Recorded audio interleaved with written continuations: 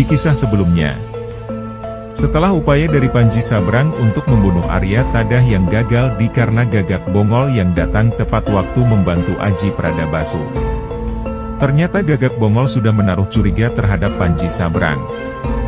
Dimulai dari bidikan panahnya yang 3 kali meleset mengenai Rabanyak, sehingga menyebabkan lolosnya Rabanyak dan terbongkar siasat Bayangkara dengan menyamar sebagai Raja Jayanegara. Lalu ketika berjumpa di dalam penjara, di mana Panji Sabrang nampak tidak senang melihat dirinya bersama Aji Pradabasu, di mana yang diharapkan adalah kedatangan Gajah Mada sehingga dirinya akan mudah membunuh Arya Tadah serta Gajah Mada sekaligus.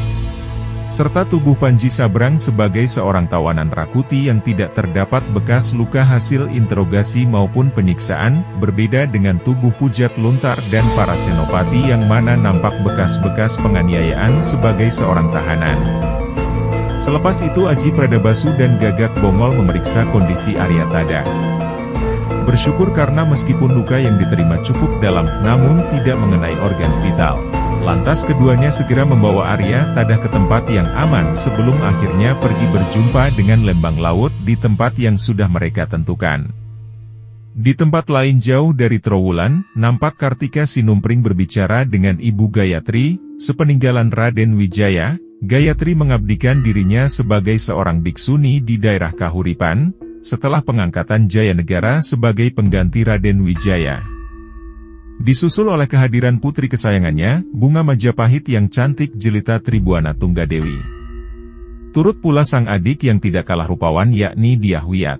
Kehadiran mereka juga bersama kedua istri lainnya dari Raja Kertarajasa Jayawardana, yakni Sri Narendra dan Dewi Pratnaparamita. Bersama iring-iringan mereka dikawal oleh pasukan Bayangkara yang diperintahkan Gajah Mada untuk mengungsikan mereka ke Kahuripan tempat Gayatri. Selain Kartika Sinumpring, tampak juga prajurit wanita yakni Riung Samudra, serta agar semakin aman turut disertakan Macan Liwung dan Jayabaya dalam pengawalan Sekar Kedaton serta Ibu Suri kerajaan tersebut.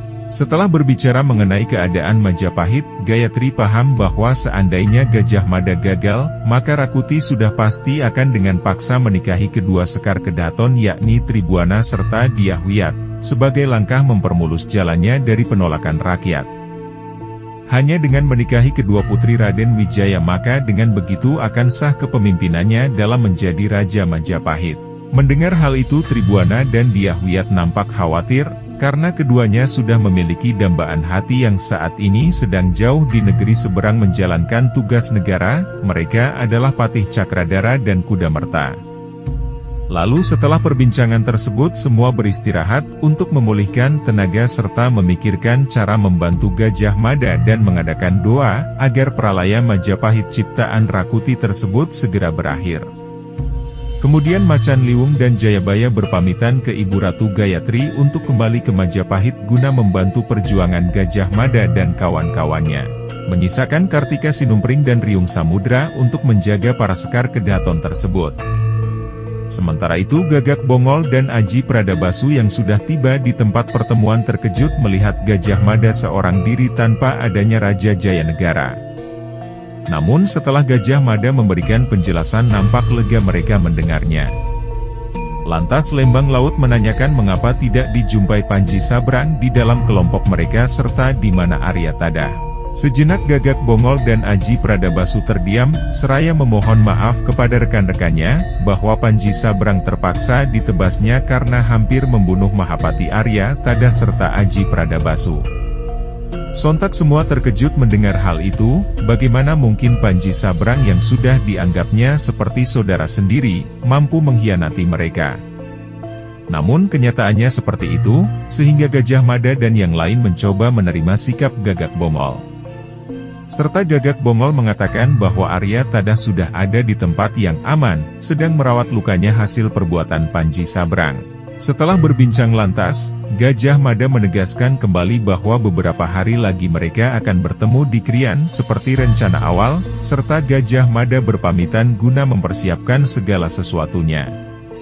Sebelum kepergian Gajah Mada itu, dirinya memanggil Gagak Bongol sebagai orang yang paling dipercaya untuk berbicara empat mata. Gajah Mada merasa bahwa bisa saja masih ada duri di dalam daging di antara mereka selain Panji Sabrang. Guna mengantisipasi hal itu, Gajah Mada berkata kepada Gagak Bongol bahwa tidak ada pertemuan di Krian. Gajah Mada akan mengubah rencananya. Dan hal rahasia itu diminta kepada Gagak Bongol agar tidak memberitahukan kepada yang lain. Gajah Mada beranggapan jika memang masih ada mata-mata Rakuti di dalam tubuh Bhayangkara, maka sudah pasti mata-mata itu akan menyampaikannya kepada Rakuti. Sesaat Gagak Bongol terdiam, dirinya merasa berat, harus mencurigai salah satu sahabat seperjuangannya yang sudah dianggap sebagai saudara, namun demi Majapahit dirinya bersumpah akan memastikan apakah masih ada penyusup Rakuti di antara mereka. Dan jika hal itu benar, maka Gagak Bongol tidak akan ragu untuk melenyapkannya siapapun orang itu. Selepas itu pergilah Gajah Mada dari kelompok. Nampak Lembang Laut, Aji Pradabasu, serta Bagau Lumayang, juga Singa Prapen memandangi kepergian ketua mereka tersebut. Semua nampak terheran mengapa Gajah Mada harus memisahkan diri kembali. Sementara itu di istana, tepatnya di halaman istana Majapahit, nampak Rakuti kebakaran jenggot, merah pada wajahnya, keluar amarahnya mengetahui bahwa Arya Tada telah lolos. Diluapkan kemarahannya kepada Pujat Luntar yang tertangkap kembali, nampak Senopati Pujat Luntar telah pergi ke Nirwana mendahului dirinya. Setelah gagal menanyakan kemana Bhayangkara membawa Arya Tada kepada Pujat Luntar, sontak Rakuti mengambil pedangnya menusuk Pujat Luntar. Tidak sampai di situ karena murka Rakuti juga membenamkan pedang itu ke tenggorokan Pujat Luntar. Sesaat kemudian prajurit Rakuti datang, dengan mayat pasukan Bhayangkara. Ternyata mayat itu adalah Panji Sabrang. Makin marah Rakuti mengetahui mata-matanya gagal menjalankan tugasnya. Rawadeng dan Rapanca mencoba menangkan Rakuti. Bahwa masih ada mata-mata lain di tubuh Bhayangkara, jadi semoga akan ada kabar mengenai keberadaan mereka. Dengan mengumpat tiada henti Rakuti pergi meninggalkan halaman istana. Bagi Rakuti selama Jaya Negara serta Gajah Mada belum menjadi mayat, maka dirinya tidak akan tenang memimpin Majapahit, dan kini bertambah Mahapati kesayangan Majapahit harus lolos dari cengkramannya. Hal itu makin membuat Rakuti pusing terhadap keadaan yang menimpanya.